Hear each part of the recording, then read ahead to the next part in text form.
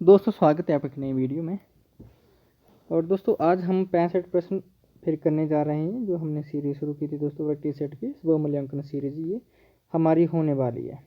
ठीक है दोस्तों, तो चलिए हम शुरुआत करते हैं अगले 65 प्रश्नों की। इससे पहले हमने 2 वीडियो बना लिए थे दोस्तों, 65 130 हो गए आपके। ठीक है, तो 65 130 प्रश्न हमने आदिकाल से देख लिए हैं दोस्तों, और अब 65 प्रश्न अगले हम देखेंगे और आदिकाल को हम यहीं पे ख़त्म करते हैं। 65 प्रश्न बनते हैं उससे ज़्यादा बन जाते हैं, इसको हमने आज आदिकाल को ख़त्म करना है और उसके बाद हम भक्ति काल की शुरुआत करने वाले हैं कल से। तो चलिए शुरुआत करते हैं दोस्तों। चैनल पे नए हो तो आपको सब्सक्राइब कर लेना चाहिए। ठीक है, और आप वीडियो को भी शेयर कर सकते हैं और वॉच कीजिए वीडियो को, और अपनी परीक्षाओं की तैयारियों में डट जाइएगा। ठीक है, अपना खुद का मूल्यांकन कीजिए, क्योंकि जो सीरीज चलाई है मैंने 3000 प्रश्नोत्तरों की, ये आप देख सकते हैं इसका जो नाम पड़ा है स्व मूल्यांकन, यानी कि खुद का मूल्यांकन। ठीक है, तो आप खुद का मूल्यांकन करते रहिए।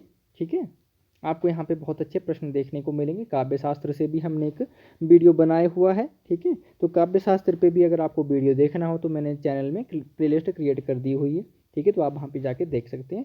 चलिए दोस्तों शुरुआत करते हैं हम अपने पहले प्रश्न से।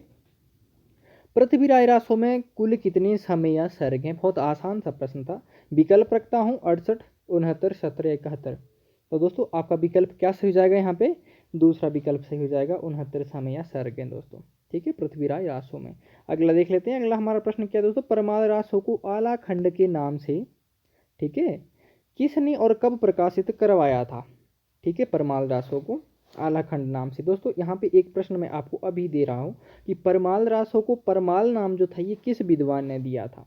ठीक है, ये परमाल नाम किस विद्वान की देन है, ये आप मुझे बताएंगे। ठीक है, क्योंकि मैं ये चीज़ आपको पहले बता चुका हूँ। ठीक है, कमेंट के माध्यम से आप मुझे बताएंगे प्रश्न संख्या लिख के। ठीक है, तो चलिए देखते हैं। चार्ल्स इलियट 1865 ईस्वी। ठीक है, हजारी प्रसाद द्विवेदी 1965, शिव सिंह सेंगर 1875 और गारसा दासी 1855। दोस्तों क्या विकल्प सही जाएगा? पहला विकल्प सही जाएगा, चार्ल्स इलियट। ठीक है, फरुखाबाद के डिप्टी कलेक्टर थे उस समय के, तत्कालीन समय के। ठीक है, 1865 में करवाया था आलाखंड नाम से। अगला देखिए, ये हिंदी के प्रथम महाकवि माने जाते हैं और इनका पृथ्वी राय रासो हिंदी का प्रथम महाकाव्य है। कथन किसका है ये? ठीक है दोस्तों, तो किसका कथन हो सकता है ये आप मुझे बताएंगे। विकल्प रखता हूँ रामचंद्र शुक्ल, डॉक्टर नगेंद्र, हजारी प्रसाद द्विवेदी, डॉक्टर बच्चन सिंह। तो दोस्तों ये विकल्प ए से हो जाएगा आपका पहला, यानी कि रामचंद्र शुक्ल जी का कथन है ये। ठीक है, किस विद्वान के अनुसार पृथ्वी राय रासो की रचना वो सुख सुखी संवाद के रूप में हुई है? ठीक है, प्रश्न यहाँ से बहुत बनता है दोस्तों। ठीक है, प्रश्न यहाँ से बहुत बनते हैं, आपको ध्यान देना है। पृथ्वी राय रासो को सुख सुखी संवाद कहा उन्होंने, और कीर्ति लता को भृंग भृंगी संवाद कहा है। ठीक है, शायद हो सकता है कि आगे प्रश्न बना हो। ठीक है, विकल्प रखता हूँ रामचंद्र शुक्ल, हजारी प्रसाद द्विवेदी, डॉक्टर नगेंद्र या डॉक्टर रामकुमार वर्मा। तो दोस्तों विकल्प आपका दूसरा सही है, हजारी प्रसाद द्विवेदी। यहाँ पे आपको कंफ्यूज नहीं होना है।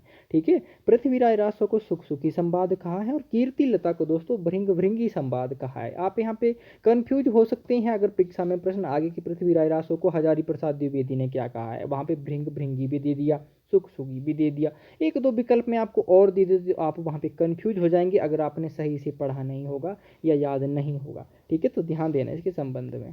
चलिए अगला देख लेते हैं जल्दी जल्दी। पृथ्वी राय रासो को बृहत महाभारत किसने कहा?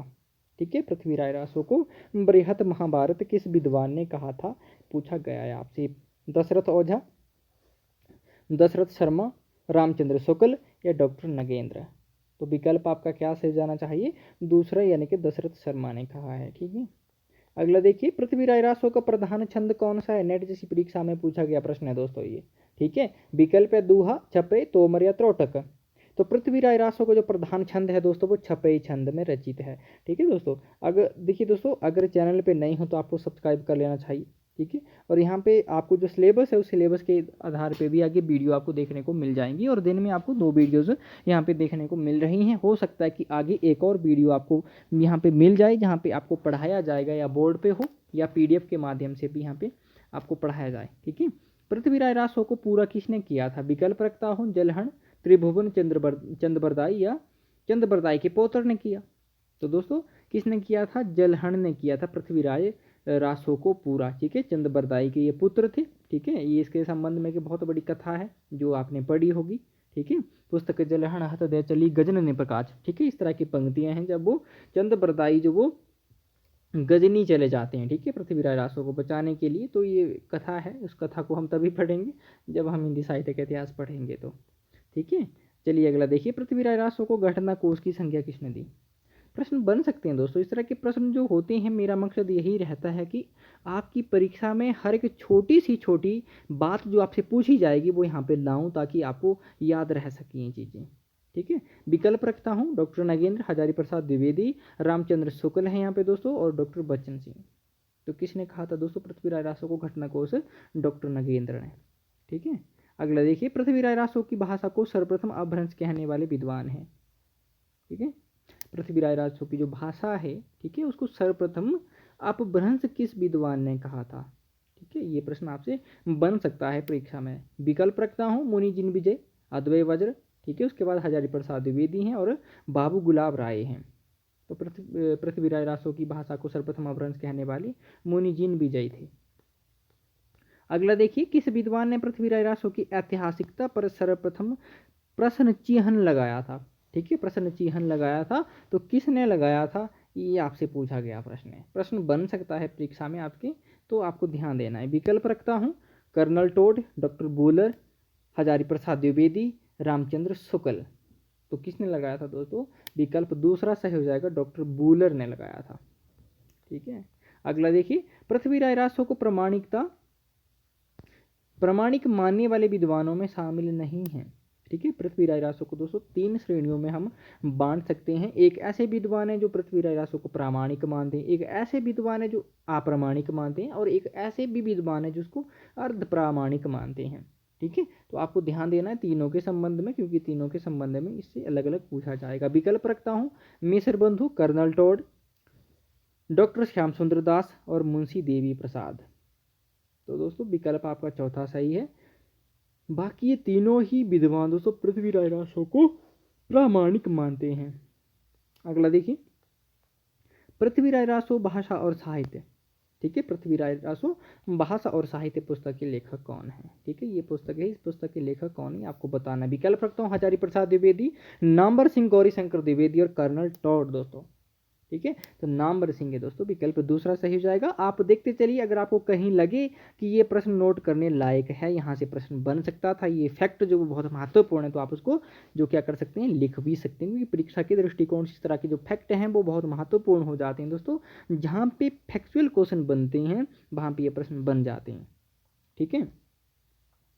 देखिए अगला प्रश्न है हमारा, वर्तमान तक पृथ्वीराज रासो के कितने संस्करण या पाठ उपलब्ध हैं या मिलते हैं हमें, ठीक है। विकल्प हैं 2, 3, 4 या 5। तो विकल्प क्या सही हो जाता आपका, तीसरा सही जाता, यानी कि 4 संस्करण या पाठ मिलती हैं, जिनमें से लघु संस्करण जो चौथा संस्करण है उसको प्रामाणिक माना जाता है, ठीक है। अगला देखिए, पंच पांडव चरितरास किसकी रचना है, ठीक है। पंच पांडव चरितरास किसकी रचना है। विकल्प है सोमप्रभ सूरी, शालिभद्र सूरी, सोममूर्ति या नरपति नाल है, ठीक है। तो दोस्तों पंच पांडव चरितरास जो ये रचना है ये शालिभद्र सूरी की है, ठीक है। अगला देखिए, कच्छुली रास किसके द्वारा रचित है, ठीक है।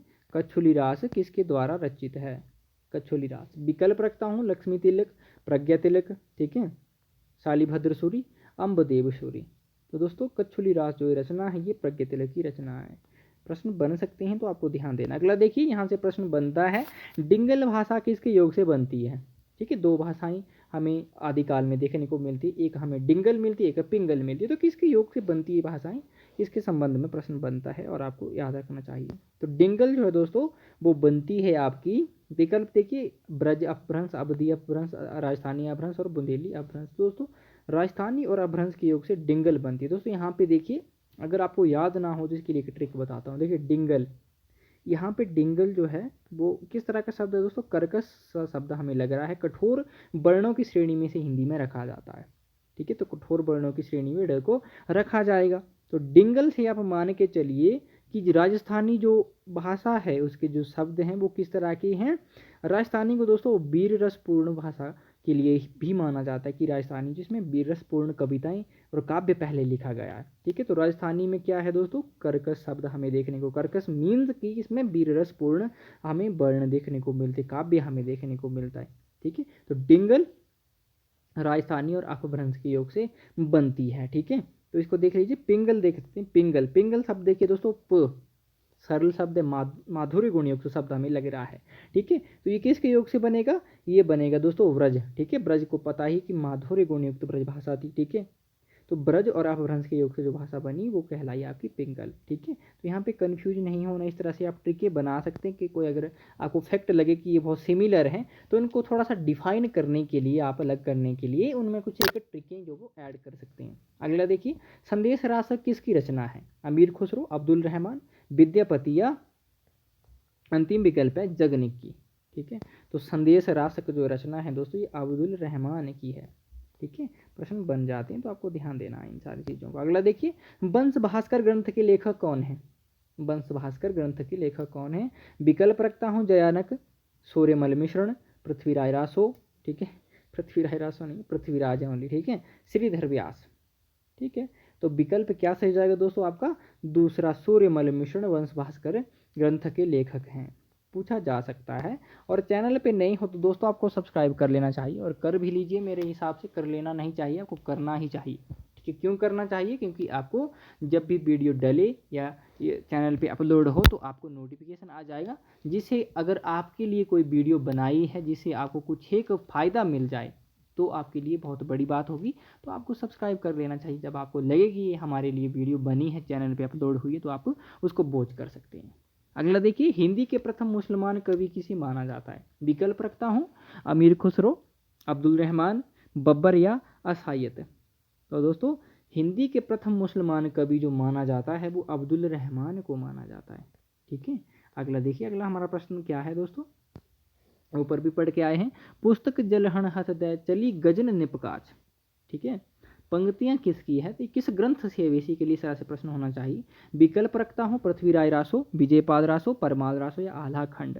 तो क्या विकल्प से हो जाएगा, पहला पृथ्वीराज रासो से है, ठीक है। अगला देखिए, संदेश रासक में कुल कितने छंद हैं, ठीक है। संदेश रासक में कुल कितने छंद हैं, विकल्प है 123, 223, 323 या 423, ठीक है। इस तरह से प्रश्न बनते हैं दोस्तों परीक्षा में, क्योंकि विद्यार्थी कंफ्यूज हो जाते हैं इस तरह से प्रश्नों पे, ठीक है। अगर यहाँ पे मैं आपको दे देता 222 दे देता यहाँ पे, ठीक है, 222, 223, 224, तो यहाँ पे हो सकता था कि विद्यार्थी से दूसरा भी टिक लग जाता, ठीक है। अब यहाँ पे देखिए आप कि यहाँ पे इस तरह से बनाए हुए 123, 223, अगर जिसने नहीं पढ़ा होगा, उसको नहीं पता होगा, तो वो संदेश रासक एक खंड काव्य है, ठीक है। तो विद्यार्थी तो ज़्यादा की तरफ ही जाएगा कि खंड काव्य में छंद जो वो 423, तो 423 नहीं तो 323 तो होते होंगे ही होंगे, ठीक है। तो इस तरह से वो अपना दिमाग घुमा के इस तरह से कर लेगा, ठीक है, जो गलत हो जाएगा। और इस तरह के प्रश्न बन रहे हैं वर्तमान में परीक्षा में, ठीक है आपके, तो ध्यान देना है आपको दोस्तों। 223 छंद हैं, ठीक है, संदेश रासक में। अगला देखिए, हिंदू मुस्लिम संस्कृति के समन्वय के कवि हैं, ठीक है। हिंदू मुस्लिम संस्कृति के समन्वय के प्रथम कवि की यहाँ पे बात की जा रही है, तो कौन है वो। विकल्प रखता हूँ अब्दुल रहमान, जायसी, अमीर खुसरो या मंझन। तो दोस्तों हिंदू मुस्लिम संस्कृति के समन्वय के जो प्रथम कवि हैं वो अमीर खुसरो माने जाते हैं। अगला देखिए, अमीर खुसरो ने अपनी किस रचना में हिंदी की प्रशंसा की है। दोस्तों यहाँ पे दो तरह से प्रश्न बनता है, एक हिंदी की प्रशंसा और दूसरा कि उन्होंने भारतीय बोलियों का जो वर्णन है, ये जिक्र वो कौन से ग्रंथ में किया है। तो दोनों साथ साथ रखेंगे ताकि आपको किसी तरह की कोई कन्फ्यूजन ना हो, ठीक है। तो अमीर खुसरो ने अपनी किस रचना में हिंदी की प्रशंसा की है। विकल्प है खालिक वारी, दो सुखना, आशिक या नुह सिपर। तो आशिक में की है दोस्तों, तीसरा विकल्प आपका सही हो जाएगा। खालिक बारी क्या है दोस्तों अमीर खुसरो का, ये इनका अरबी, फारसी और हिंदी का शब्दकोश है, ठीक है। अगला देखिए, अमीर खुसरो की किस रचना में भारतीय बोलियों का वर्णन आया है, ठीक है, मैंने कहा था ऊपर आपसे, ठीक है। तो ये इस तरह से बनता है, खालिक बारी, नौसिपर, पहेलियां या मुकरियां। तो नौसिपर में आया है दोस्तों भारतीय बोलियों का वर्णन, ठीक है। जल्दी जल्दी देख रहे हैं हम, ठीक है, आप वीडियो को पॉज कर सकते हैं। अगर देखिए, अमीर खुसरो को महाकवि या कवियों में राजकुमार की संज्ञा किसने दी। विकल्प है रामचंद्र शुक्ल, निजामुद्दीन औलिया, ठीक है, ईश्वरी प्रसाद या डॉक्टर नगेंद्र। तो दोस्तों ईश्वरी प्रसाद ने दी थी, ठीक है, इतिहास के ये बहुत बड़े विद्वान थे ईश्वरी प्रसाद। अगला देखिए, गौरी सोवे सेज पर मुख पर डारे केस, चल खुसरो घर आपने रहन भई चहुं देश। अमीर खुसरो ने किसकी मृत्यु पर यह दोहा कहा था, ठीक है। तो किसकी मृत्यु पर कहा था, विकल्प रखता हूँ पिता, माता, गुरु या यहाँ पे अंत में दिया हुआ है शिष्य। ठीक है, तो क्या विकल्प आपका सही हो जाएगा दोस्तों? गुरु की मृत्यु पर कहा था। ठीक है, इनके जो गुरु थे निजामुद्दीन औलिया, ठीक है, उनकी मृत्यु पर उन्होंने ये दोहा कहा था कि गोरी सोबे सेज प्रमुख पर डारे केस चल खुसरो घर आपने रहन वही चहुँ देश। ठीक है, और अपने गुरु के मृत्यु के कारण वियोग स्वरूप इनकी भी मृत्यु जल्दी हो जाती है, उस वियोग के कारण ऐसा कहा जाता है। ठीक है, अगला देखिए, कबीर की अपेक्षा खुसरो का ध्यान बोलचाल की भाषा की ओर अधिक था, उसी प्रकार जैसे अंग्रेजों का ध्यान बोलचाल की भाषा की ओर अधिक रहता है। अमीर खुसरो के संबंध में ये किसका कथन है, कथन किसका है, इस तरह से ध्यान से देख लीजिए आप। ठीक है, स्क्रीनशॉट लेना चाहो तो ले सकते हैं। विकल्प देखता हूँ आपको, रामचंद्र शुक्ल, डॉक्टर नगेंद्र, हजारी प्रसाद द्विवेदी या डॉक्टर बच्चन सिंह। तो दोस्तों ये विकल्प आपका पहला सही यहाँ पे रामचंद्र शुक्ल का है दोस्तों। ठीक है, कल हम भक्ति काल से शुरुआत करेंगे दोस्तों, आदिकाल को आज हम यहीं पे समाप्त करेंगे। ठीक है, अगला देखिए, विद्यापति ने कीर्ति लता में किसका गुणगान किया है? ठीक है, कीर्ति लता में विकल्प है आपकी कीर्ति सिंह, शिव या कृष्ण का। तो दोस्तों कीर्ति लता में विद्यापति ने कीर्ति सिंह का वर्णन किया और कीर्ति पताका में शिव सिंह का वर्णन किया है। ठीक है, अगला देख लेते हैं, विद्यापति कृत कीर्ति लता को भृंग भृंगी संवाद किसने कहा? ठीक है, ये प्रश्न ऊपर भी मैं आपको बता के आया हूं, तो आपको ज़्यादा समय नहीं लगना चाहिए। रामचंद्र शुक्ल, हजारी प्रसाद द्विवेदी, डॉक्टर गणपति चंद्र गुप्त या राम कुमार वर्मा। तो किसने कहा है दोस्तों? हजारी प्रसाद द्विवेदी ने। ठीक है, आसान सा प्रश्न था। अगला देखिए, विद्यापति किसके दरबारी कवि थे? प्रश्न बहुत बार पूछा गया है दोस्तों। विकल्प है शिव सिंह, कीर्ति सिंह, महारानी लक्ष्मणा देवी और छत्रसाल। तो क्या विकल्प सही जाता आपका? पहला विकल्प सही जाता शिव सिंह के। दोस्तों वैसे तो कीर्ति सिंह के लिए भी इन्होंने लिखा है, महारानी लक्ष्मणा देवी के लिए भी लिखा था। ठीक है, अगला देखिए, विद्यापति की किस रचना से हिंदी में कृष्ण गीति काव्य परंपरा का प्रवर्तन माना जाता या होता है? विकल्प है कीर्ति लता, कीर्ति पताका, पदावली या गोरक्ष विजय। तो किससे होता है दोस्तों? कृष्ण गीति काव्य परंपरा का श्रीगणेश पदावली से होता है। प्रश्न बन सकते हैं, आप ध्यान से देखिएगा, इस तरह के प्रश्न पहले भी बने हुए हैं। अगला देखिए, विद्यापति को हिंदी का प्रथम कवि किसने माना? विकल्प है डॉक्टर नगेंद्र, डॉक्टर बच्चन सिंह, रामचंद्र शुक्ल, राहुल सांकृत्यायन। दोस्तों आपके परीक्षा के दृष्टिकोण से बहुत महत्वपूर्ण प्रश्न है, ध्यान दीजिएगा आप। तो यहाँ पे विकल्प दूसरा सही है, डॉक्टर बच्चन सिंह ने माना है। अगला देखिए, विद्यापति को जाति कवि किसने कहा? ठीक है, तो जाति कवि किसी ने कहा था विद्यापति को? विकल्प हैं डॉक्टर नगेंद्र, विजय देव नारायण शाही, डॉक्टर बच्चन सिंह या गणपति चंद्र गुप्त। तो दोस्तों बच्चन सिंह ने कहा था। ठीक है, अगला देख लेते हैं। अगला हमारा प्रश्न क्या है कि विद्यापति की कौन सी रचना संस्कृत में रचित है? ठीक है, विकल्प है कीर्ति पताका, कीर्ति लता, पदावली या गोरक्ष विजय। तो दोस्तों आपका अंतिम विकल्प सही है, गोरक्ष विजय संस्कृत में रचित है। अगला देखिए, विद्यापति के पद गाकर कौन मूर्छित हो जाते थे? दोस्तों विद्यापति को बंगाल में यह प्रतिष्ठा दिलाई वो इन्हीं महाशय ने दिलाई। विकल्प हैं तुलसीदास, सूरदास, रामानंद या चैतन्य महाप्रभु। ठीक है, तो किसने दोस्तों? चैतन्य महाप्रभु मूर्छित हो जाते हैं इनकी पद गाकर, और विद्यापति को जो प्रसिद्धि मिली थी बंगाल में वो इन्हीं चैतन्य महाप्रभु के कारण मिली। अगला देखिए, विद्यापति को किसने श्रृंगारी कवि नहीं माना है? दोस्तों विद्यापति को यहाँ पे तीन तरह से माना जाता है, एक श्रृंगारी कवि माना जाता है, एक भक्त कवि माना जाता है, एक रहस्यवादी कवि माना जाता है। ठीक है, यहाँ पे तीन तरह से प्रश्न बनते हैं, तो मैंने तीनों तरह के ही प्रश्न यहाँ पे रखे हैं ताकि आपको किसी तरह की कोई कन्फ्यूजन ना हो। ठीक है, विद्यापति को श्रृंगारी कवि किसने नहीं माना है? ठीक है, तीन विद्वान ऐसे होंगे जिन्होंने माना है, रामचंद्र शुक्ल, राम कुमार वर्मा, राम वृक्ष बेनीपुरी और श्याम सुंदर दास। दोस्तों श्याम सुंदर दास जी ने नहीं माना है। ठीक है, बाकी ने श्रृंगारी कवि माना है। अगला देखिए, विद्यापति को श्रृंगारस का सिद्ध बाक कवि किसने कहा था या कहा है? रामचंद्र शुक्ल, हजारी प्रसाद द्विवेदी, डॉक्टर नगेंद्र, ठीक है, और डॉक्टर राम कुमार वर्मा अंतिम ले लीजिए आप। तो दोस्तों श्रृंगारस का सिद्ध बाक कवि विद्यापति को हजारी प्रसाद द्विवेदी जी ने कहा था। अगला देखते हैं, विद्यापति को इनमें से भक्त कवि किसने नहीं माना है दोस्तों? ठीक है, ऊपर भी मैं आपको बता के आया हूं, तो प्रश्न बन सकते हैं। ठीक है, विकल्प हैं आपके दोस्तों हजारी प्रसाद द्विवेदी, उसके बाद दोस्तों श्याम सुंदर दास, सुभद्रा झा और ब्रजनंदन सहाय। ठीक है दोस्तों, तो दोस्तों भक्त कवि किसने नहीं माना है? सुभद्रा झा ने नहीं माना है दोस्तों। ठीक है, भक्त कवि, बाकी इन सब लोगों ने विद्यापति जी को भक्त कवि कहा है। दोस्तों चैनल पे नए हो तो आपको सब्सक्राइब करना है, अगला देखिए, विद्यापति को निम्न में से किसने रहस्यवादी कवि नहीं माना है? तो किसने नहीं माना है, ये आपसे पूछा गया प्रश्न है। विकल्प रखता हूँ, हरप्रसाद शास्त्री, ग्रेयर्सन, जनार्दन मिश्र और नागेंद्र नाथ गुप्त। तो दोस्तों आपका विकल्प क्या सही जाएगा यहाँ पे? अंतिम विकल्प से जाएगा नागेंद्र नाथ गुप्त। अगला देखिए, विद्यापति की पदावली के श्रृंगारिक पदों की मादकता के कारण नागिन का जहर किसने कहा? ठीक है दोस्तों, ये मैंने पहले भी आपको बताया है कि आपको डॉक्टर बच्चन सिंह की पुस्तक में मिलेगा नागिन की लहर, परंतु ये नागिन की लहर नहीं होती। नागिन की लहर क्या होता है? ठीक है, लहर तो इस तरह कोई हमें सार्थक वाक्य ही नहीं देखने को मिल रहा है। ठीक है, तो दोस्तों किसने कहा था आपको सबको ही पता है। ठीक है, सूर्यकांत त्रिपाठी निराला ने कहा था दोस्तों। सुधा पत्रिका में दोस्तों एक लेख छपा था सूर्यकांत त्रिपाठी निराला को 1928 में। ठीक है, तो उस पत्रिका में उन्होंने कहा था दोस्तों, विद्यापति की पदावली के श्रृंगारिक पदों को नागिन का जहर कहा था। ठीक है, उनकी मादकता को। ठीक है, क्या कहा था? नागिन का जहर। डॉक्टर बच्चन सिंह से वहाँ पे गलती हो गई, उन्होंने नागिन की लहर कह दी, जो कि गलत है। ठीक है, तो इसको भी आपको जानना चाहिए। जो फैक्ट हैं दोस्तों, इस तरह के फैक्ट आपको पता होने चाहिए, क्योंकि आप हिंदी साहित्य के विद्यार्थी हैं। ठीक है, तो इस तरह से चलता रहता है ये।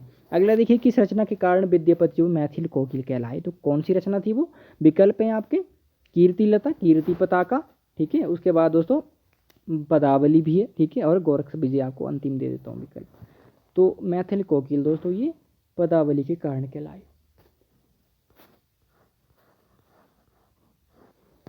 ये तो आप सबको ही कथन पता होगा दोस्तों। आध्यात्मिक रंग के चश्मे आजकल बहुत सस्ते हो गए हैं, उन्हें चढ़ाकर जैसे कुछ लोगों ने गीत गोविंद के पदों को आध्यात्मिक संकेत बताया है, वैसे ही विद्यापति के इन पदों को भी। ये कथन किसका है दोस्तों? यहाँ पे बेसिकली अगर बात करूँ मैं, तो ये व्यंग्य क्या था या तंज कसा था आचार्य रामचंद्र शुक्ल ने। किस पे कसा था? ये कसा था दोस्तों जॉर्ज ग्रेडसन पर। ठीक है, क्योंकि जॉर्ज ग्रेडसन ने उनको रहस्यवादी कवि माना था। ठीक है, तो आचार्य रामचंद्र शुक्ल ने इनको क्या माना है? श्रृंगारी कवि माना है। ठीक है, डॉक्टर बच्चन सिंह हो गए, रामविलास बेनीपुरी हो गए आपके, सुभद्रा झा हो गए आपके, नागेंद्र नाथ गुप्त हो गए। ये 4-5 विद्वान ऐसे जिन्होंने विद्यापति को क्या माना है दोस्तों? श्रृंगारी कवि माना है। बच्चन सिंह ने यहाँ तक कह दिया। ठीक है, बच्चन सिंह ने तो बहुत बड़ी बात कह दी थी। उनकी हिंदी साहित्य का जो दूसरा इतिहास पुस्तक है वहाँ पे आप पढ़ सकते हैं। ठीक है, तो विकल्प रखता हूँ रामचंद्र शुक्ल, डॉक्टर बच्चन सिंह, नगेंद्र या गणपति चंद्रगुप्त। आपको पता ही है रामचंद्र शुक्ल जी का कथन है ये। अगला देखिए, विद्यापति को कृष्ण भक्तों की परंपरा में नहीं समझना चाहिए, किसने कहा? विकल्प आपको देता हूँ, उससे पहले आप ध्यान से पढ़ लीजिए इसको। ठीक है, तो किसने कहा था दोस्तों कि आपको पता ही है। विकल्प हैं डॉक्टर नगेंद्र, रामचंद्र शुक्ल, डॉक्टर गुलाब राय, राम कुमार वर्मा। तो दोस्तों ये रामचंद्र शुक्ल जी का ही कथन है, पूछा जा सकता है आपसे, तो ध्यान देना। अगला देखिए, विद्यापति का संसार ही दूसरा है, वहाँ सदैव कोकिलाएं ही कूजन करती हैं। ठीक है, वहाँ सदैव क्या करती हैं? कोकिलाएं ही कुंजन करती है। फूल खिला करता है पर उनमें कांटे नहीं होते हैं। राधा रात भर होगा दोस्तों यहाँ पे। ठीक है, रात भर जगा करती है, उनके नेत्रों में ही रात समा जाती है। ये कथन किसका है? किस विद्वान का? स्क्रीनशॉट ले लीजिए, मैं विकल्प आपको देता हूँ, क्योंकि समय फिर नहीं तो बड़ा ज़्यादा हो जाएगा। रामचंद्र शुक्ल, राम कुमार वर्मा, बाबू गुलाब राय या डॉक्टर नगेंद्र। तो दोस्तों ये जो कथन है ये डॉक्टर राम कुमार वर्मा जी का है। अगला देखिए, नायिका के कूचों को कनक शंभू किसने कहा है? ठीक है, नायिका के कूचों को कनक शंभू किसने कहा है? आपके विकल्प हैं अमीर खुसरो, विद्यापति, ज्योतिरीश्वर ठाकुर और उद्योतन सूरी। तो दोस्तों विद्यापति जी ने कहा है। अगला है हमारा, राउल बेल की रचना किसने की? राउल बेल की रचना किसने की थी? विकल्प है दामोदर शर्मा, रोड़ा, कुशल राय या उद्योतन सूरी। तो दोस्तों रोड़ा ने की थी। ठीक है, रोड़ा कवि ने राउल बेल की रचना की। अगला देखिए, उक्ति व्यक्ति प्रकरण किसका व्याकरणिक ग्रंथ है दोस्तों? उक्ति व्यक्ति प्रकरण ठाकुर, ज्योतिरीश्वर ठाकुर आप मान के चलिए, विद्यापति, दामोदर शर्मा, उद्योतन सूरी। तो दोस्तों विकल्प तीसरा सही है, दामोदर शर्मा का व्याकरण ग्रंथ है ये। अगला देखिए, हिंदी का नक्श परंपरा का प्राचीनतम ग्रंथ है या कौन सा ग्रंथ है? उक्ति व्यक्ति प्रकरण, राउल बेल, कुबलेमाला कथा और कीर्तिलता। तो दोस्तों राउल बेल है। ठीक है, अगला देख लेते हैं। अगला हमारा प्रश्न क्या हो जाता है? अगला हमारा प्रश्न, इनमें से उद्योतन सूरी की रचना कौन सी है? उद्योतन सूरी, कीर्तिलता, वर्ण रत्नाकर, कुबलेमाला कथा, बसंत विलास। तो दोस्तों उद्योतन सूरी की जो रचना है इनमें से वो कुबलेमाला कथा है। अगला देखिए, निम्नलिखित में से कौन सी रचना चंपू काव्य है? ठीक है, चंपू काव्य कौन सी रचना है? विकल्प है राउल बेल, उक्ति व्यक्ति प्रकरण, कुबले माला कथा, वर्ण रत्नाकर। तो दोस्तों राउल बेल है, ठीक है। राउल बेल रचना जो है वो एक तो वे शिलांकित कृति भी है और दूसरी ये चंपू भी है, ठीक है। हिंदी में नक्सिक परंपरा का जो प्रारंभ होता है वो इसी रचना से होता है, ठीक है। तो चंपू आपको पता है कि गद्य पद्य में से रचना होती है, उसको चंपू काव्य कहते हैं। अगला देखिए, वर्ण रत्नाकर ग्रंथ के लेखक कौन है? ठीक है, वर्ण रत्नाकर ज्योतिरीश्वर ठाकुर है, कुशललाभ है, दलपति विजय है, बंशीधर है। तो पहला ही विकल्प सही आपका ज्योतिरीश्वर ठाकुर। देख दोस्तों, आप खुद का मूल्यांकन करते रहिए, वीडियो को पॉज कीजिएगा, ठीक है। आप खुद का मूल्यांकन कीजिए कि आपके कितने प्रश्न सही हो रहे हैं, कहाँ पे आपका जो वो अभी मेहनत करने की जरूरत है, ठीक है। अगला देखिए, सारंगधर को कुंडलीय छंद का प्रथम प्रयोक्ता किसने माना है? ठीक है, सारंगधर को कुंडलीय छंद का प्रथम प्रयोक्ता किसने माना है? विकल्प है डॉक्टर नगेंद्र, बच्चन सिंह, रामचंद्र शुक्ल या हजारी प्रसाद द्विवेदी। तो दोस्तों विकल्प आपका दूसरा सही हो जाएगा, डॉक्टर बच्चन सिंह, ठीक है। अगला देखिए, प्राकृत पैंगलम ग्रंथ का वर्णय विषय क्या है? ठीक है, प्राकृत पैंगलम जो ग्रंथ है इसका वर्णय विषय क्या है, ये आपसे पूछा गया है, ठीक है। अलंकार, रस, छंद या वक्रोक्ति। विकल्प आपका कैसे जाएगा? तीसरा, पैंगलम, पिंगल से बना है दोस्तों, ठीक है। दोस्तों काव्य शास्त्र में जो छंद के, अगर छंद की बात की जाए, छंद जो ये संप्रदाय तो नहीं चला इसका, परंतु ये सिद्धांत जरूर है, ठीक है। तो इस छंद सिद्धांत के जो प्रवर्तक थे, ठीक है, तो वो थे पिंगलाचार्य, ठीक है। इस कारण छंद को पिंगल शास्त्र के नाम से भी जाना जाता है, ये आपको पता होना चाहिए। अगला देखते हैं, राउल बेल में कलचूरी शासक के सामंत की कितनी नायिकाओं का नक्श वर्णन हुआ है? दोस्तों मैंने यहाँ पे बड़ा प्रश्न इसीलिए किया है ताकि आपको संपूर्ण जानकारी हो। प्रश्न यहाँ से इस तरह से भी बनता है कि राउल बेल में कितनी नायिकाओं का नक्श वर्णन हुआ है, ठीक है, या कितनी नायिकाओं का नक्श वर्णन आया है। विकल्प रखता हूँ 5, 6, 7 या 8। तो दोस्तों 7 का आया है, ठीक है, 7 नायिकाओं का नक्श वर्णन आया। अगला देखिए, वर्ण रत्नाकर ग्रंथ का वर्णय विषय क्या है? ठीक है, वर्ण रत्नाकर जो ग्रंथ है इसका वर्णय विषय क्या है? विकल्प रखता हूँ, व्याकरण ग्रंथ है, चंपू काव्य है, कोश ग्रंथ है या श्रृंगारिक काव्य है। तो वर्ण रत्नाकर दोस्तों ये कोश ग्रंथ है, आपको ध्यान देना है, ये आदिकाल में ऐसा पहला कोश ग्रंथ था आदिकाल का, ठीक है। वर्ण रत्नाकर पूछा जा सकता है आपसे, तो आपको ध्यान देना है इसके संबंध में। अगला देखिए, ढोला मारूर दोहा के मूल रचनाकार माने जाते हैं। कौन माने जाते हैं ढोला मारूर दोहा के मूल रचनाकार? विकल्प है सूर्यकर्ण पारिक, कलोल, कौशल राय या बंशीधर। तो दोस्तों कलोल माने जाते हैं मूल रचनाकार, ठीक है। कई जगह आपको कौशल राय मिलेगा, इसके संबंध में नीचे ही प्रश्न एक अलग बना है ताकि आपको कोई परेशानी ना हो। अगला देखिए, यही प्रश्न इससे कि ढोला मारूर दोहा को 17वीं शताब्दी में किसने चौपाइयाँ जोड़कर विस्तार किया? ठीक है, ढोला मारूरा दोहा बेसिकली जो ये मूल ग्रंथ था इसमें सिर्फ दोहे ही थे, परंतु उसमें चौपाइयाँ किस विद्वान ने जोड़ी? ठीक है, 17वीं शताब्दी में, और ठीक है, और उसका विस्तार किया। तो विकल्प है रोड़ा, कलोल, बंशीधर या कुशल राय। कुशल राय, तो दोस्तों कुशल राय ने किया था, ठीक है। यहाँ पे कुशल लाभ भी मिलेगा कहीं पे आपको, ठीक है। अगला देखिए, प्राकृत पैंगलम में किसकी रचना संकलित नहीं है? ठीक है, प्राकृत पैंगलम जो ग्रंथ है इसमें किसकी रचनाएं संकलित नहीं है? विकल्प है बब्बर, जज्जल, विद्याधर या जगनिक। तो बहुत आसान सा प्रश्न हो गया, जगनिक, क्योंकि ये परमाल रासों के रचयिता है, ठीक है, तो जगनिक की नहीं है। अगला देखिए, अगला हमारा प्रश्न क्या है, प्राकृत पैंगलम ग्रंथ का संग्रह किसने किया? ठीक है, प्राकृत पैंगलम ग्रंथ का संग्रह किसने किया था? विकल्प है विद्याधर, लक्ष्मीधर पंडित, जगनिक या बब्बर। तो किसने किया दोस्तों? लक्ष्मीधर। कहीं पे लक्ष्मीधर ही मिलेगा, कहीं पे लक्ष्मीधर पंडित भी मिल जाता है, तो लक्ष्मीधर पंडित या लक्ष्मी तो एक ही बात है। अगला देखिए, बीसल देवरासों में कितने खंड हैं? ठीक है, बीसल देवरासों में कितने खंड हैं? 3, 4, 6 या 5 या 6, ठीक है। तो कितने दोस्तों? 4 खंड हैं। अगला देखिए, 1272 मझारी जेठ बदी नवमी बुधवारी, नहला रसायन आरंभई, शारदा तुठी ब्रह्म कुमारी। पंक्तियां किस ग्रंथ से उद्धृत हैं ये? ठीक है दोस्तों, ये जो पंक्तियां हैं, ठीक है, या एक जो छंद है, इसके आधार पर आचार्य रामचंद्र शुक्ल ने, ठीक है, यहाँ पे जो रसायन शब्द आया है इसके आधार पर आचार्य रामचंद्र शुक्ल ने रासो शब्द की व्युत्पत्ति रसायन शब्द से मानी थी, और इसके आधार पर ही, ठीक है। तो किस ग्रंथ से पंक्तियां दोस्तों? ये पृथ्वीराय रासो विकल्प है आपका, बीसल देव रासो है, परमाल रासो है और आधा खंड है, तो बीसल देव रासो से दोस्तों, ठीक है। अगला देखिए, बीसल देव रासों में 12 मासा का वर्णन किस महीने से शुरू होता है? कार्तिक मास, सावन मास, आषाढ़ या भाद्रपद मास। ठीक है, तो दोस्तों कार्तिक मास से शुरू होता है बीसल देव रासों में 12 मासा का वर्णन, ठीक है। कहीं पे दोस्तों जो 12 मासा का वर्णन है वो सावन से शुरू होता है, ठीक है, आषाढ़ से शुरू होता है, ठीक है, यहाँ पे कार्तिक से शुरू हो रहा है, ये अलग सी बात हो गई है थोड़ी सी, तो ध्यान देना है क्योंकि प्रश्न बन सकते हैं, थोड़ा सी यूनिक टाइप की जो होती है वहाँ से प्रश्न बन जाते हैं। परमाल रासो में कितने युद्धों का वर्णन मिलता है, ठीक है दोस्तों, परमाल रासो में कितने युद्धों का वर्णन मिलता है, 50, 51, 52 या 53। तो दोस्तों दूसरा विकल्प सही है, 52 युद्धों का वर्णन मिलता है। अगला देखिए, वीरगीत के रूप में सबसे पुरानी पुस्तक बीसल देवरासो मानी जाती है, मिलती है, कथन किसका है।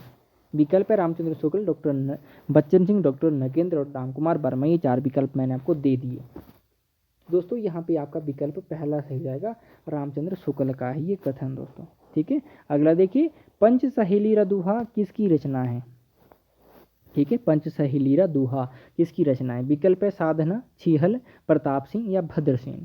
तो दोस्तों दूसरा विकल्प आपका सही है, छीहल की रचना है ये, ठीक है। अगला देखिए, रणमल छंद किसकी रचना है दोस्तों, प्रश्न पूछा जा सकता है।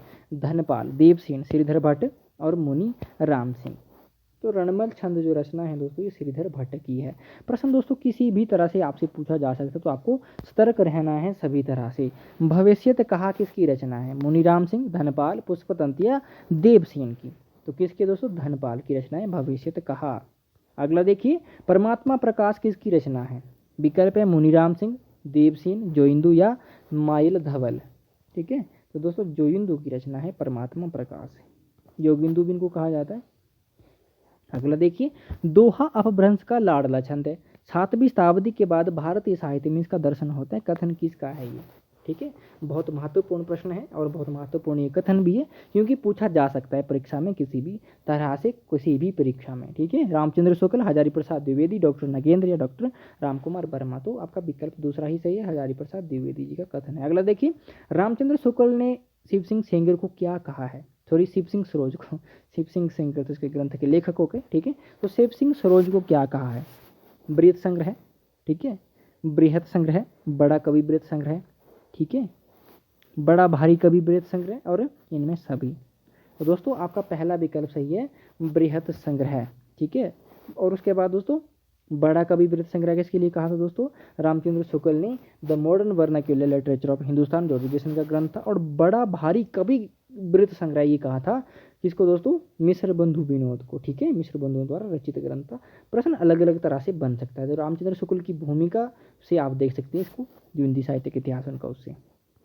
अगला देखिए, अपभ्रंश में दोहा काव्य परंपरा का पहला ग्रंथ और कवि कौन सा है। विकल्प रखता हूँ, परमात्मा प्रकाश जोइंदू 6वीं शताब्दी, खुसरो की पहेलियां मीर खुसरो, दोहा कोश सरहप्पा, संदेश रासक अब्दुल रहमान।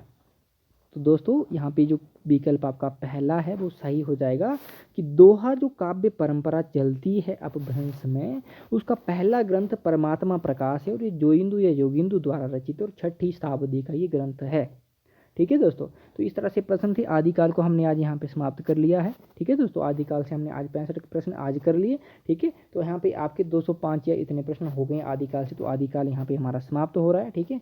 परीक्षाओं की तैयारियां करते रहिए दोस्तों, अपना खुद का मूल्यांकन भी करते रहिए, ठीक है। काव्यशास्त्र से संबंधित वीडियो हमने डाली थी और कल एक वीडियो और आएगी, इसी तरह से काव्यशास्त्र पर भी आगे आगे हम चलते रहेंगे साथ साथ ही। और उसके बाद अगर आप कोई सुझाव देना चाहो तो आप सुझाव भी मुझे दे सकते हैं। यहाँ तक आने के लिए आपका बहुत धन्यवाद, यहाँ तक वीडियो देखने के लिए आपका बहुत धन्यवाद दोस्तों। मिलते हैं अगले वीडियो में, तब तक के लिए नमस्कार, धन्यवाद।